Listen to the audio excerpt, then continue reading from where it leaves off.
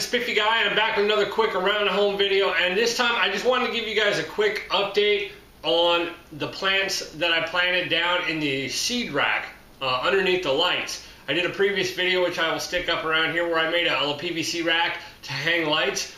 This is the first year that I did seeds underneath a light, and I tried to really plan out having my seeds available for when the last frost date showed up. Now today is April 16th. Depending upon who you talk to, the last frost date was on the 13th, or it's tomorrow on the 17th for the zone which I'm in, which is 6A in the St. Louis area. So we've had really nice weather. It really hasn't been getting down cold, so I'm in the process of hardening the plants off, which means I take them outside for a few hours, kind of let them get used to the sun and that sort of thing, and then bring them in. So I'm going to put the rest of the plants up on the table, and I'll kind of give you an idea of what they look like and how well they did, and then some of the issues that I found using the seed thing and things that I could do better next year. So let me get them up here. Alright guys, so I'm going to go handheld here and just kind of get in here and show you what's going on here. So first off, I planted 4 seeds of each type of tomato that I have. All the seeds that I use, with the exception of 2 types of tomatoes, are from the Baker Creek Seed Company, which you can find at rareseeds.com. 2 of the tomatoes were done from seed that I saved last year. One type of the tomato I had gotten at a nursery, and the other type was a store-bought tomato that my son really liked and he wanted to plant. So I forget the exact dates. And so what I'll do is I'll put down the date that I planted all the tomatoes. And I started all the tomatoes, or all the plants actually, in those little peat pellets. And I think that was kind of a problem. I really do. Everything sprouted. I didn't lose any sprouts. I did thin out the herd a little bit because I ran out of space, which I'll talk about in a little bit. But as far as the seeds themselves, I didn't lose any plants. Now the problem that I ran into was I ran out of peat pots, and so I had to put some in some little 4-inch pots, kind of like this size right here. And they actually did really well, and they did much better. So my light had to be a little bit higher for those because they were higher off, and consequently I ended up with some plants that are really leggy. As you can see, like right here on this plant, it's really tall, and they weren't very strong.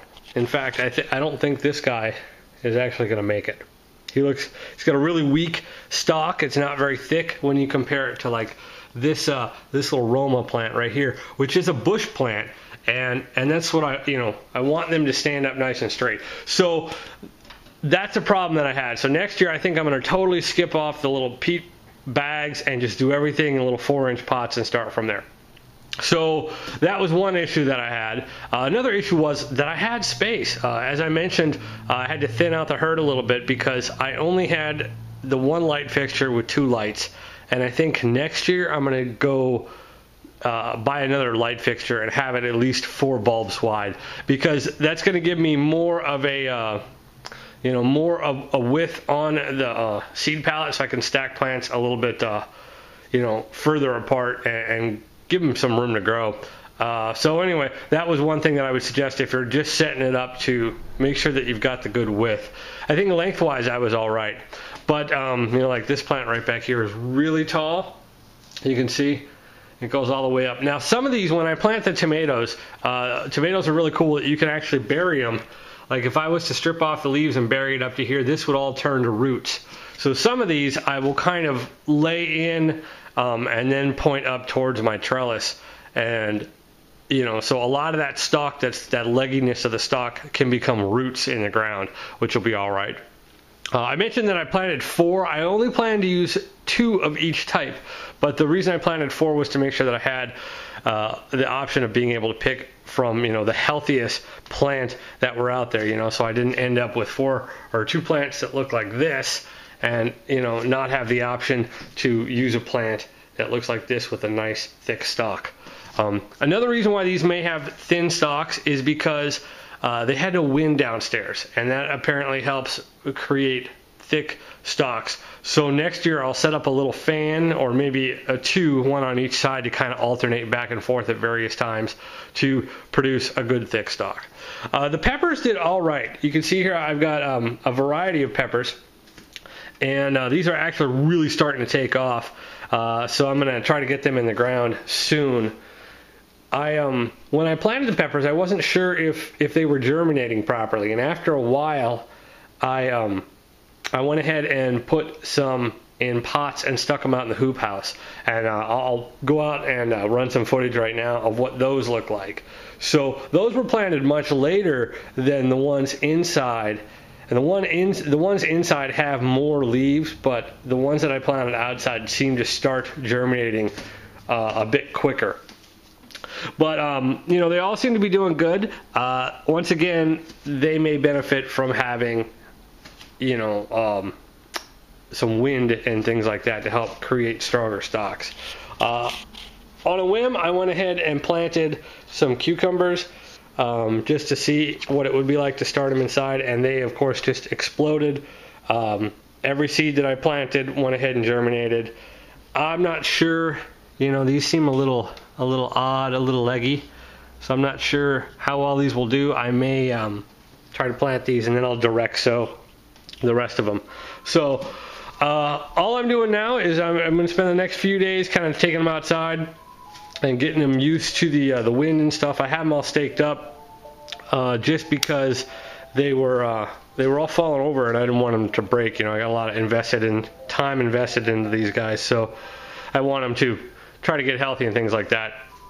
So let's see, some other things that I would do different next year is I used toothpicks, and I used like a marker and kind of color coded the toothpicks. That didn't work. The color bled off right away. That was kind of funny. So I ended up using, you know, going to just get these little plastic tags, and I put some masking tape on with the type of plant. That way I knew what was what. I think I did end up with one mystery tomato, so we might plant that somewhere or give it to somebody else and say, here, have a tomato. I don't know what it is, but you can eat it. So other than that, things are going well with the seeds. I'm happy that I started the seeds downstairs in the basement, because obviously I have really large plants, and they're the seeds that I wanted to use. They're not the stuff that is available at Home Depot or the nursery. These are different varieties that you wouldn't be able to find at those places. Now, I will say that I would probably start the tomatoes 2 weeks later than I did this year. They seem to really kind of sprout up, and, you know, they got away from me. And, you know, I think if I started them 2 weeks later, that by the time I was at my last frost date next year, that they would be a little bit smaller, but they would be a little bit more manageable and possibly a little stronger plants. And by starting them all in the same pots at the same level, I can keep that light low enough where they won't get leggy or as leggy, and that would hopefully work out. The peppers, I would still go ahead and start at the same time, and I may actually invest in a seed heating mat. You put a mat underneath your seedlings to kind of warm up the soil. And maybe a second light would help keep the soil warmer. I just think that the peppers took a lot longer to germinate than they should have. And, you know, consequently, I could have had a few bigger peppers, but these aren't too bad of a size. They're getting, you know, a little close to some of the stuff that you would find in a nursery. And, you know, we have a pretty long growing season here, so things will work out. So anyway, I'm going to make this short. I'm babbling as usual, but that's kind of what I got. I think the seed rack worked really well, and I would encourage you guys to, you know, try that next year, or for any other seeds that you guys need. So until the next video, I appreciate you guys watching, and remember that life's an adventure, so grow out and have one.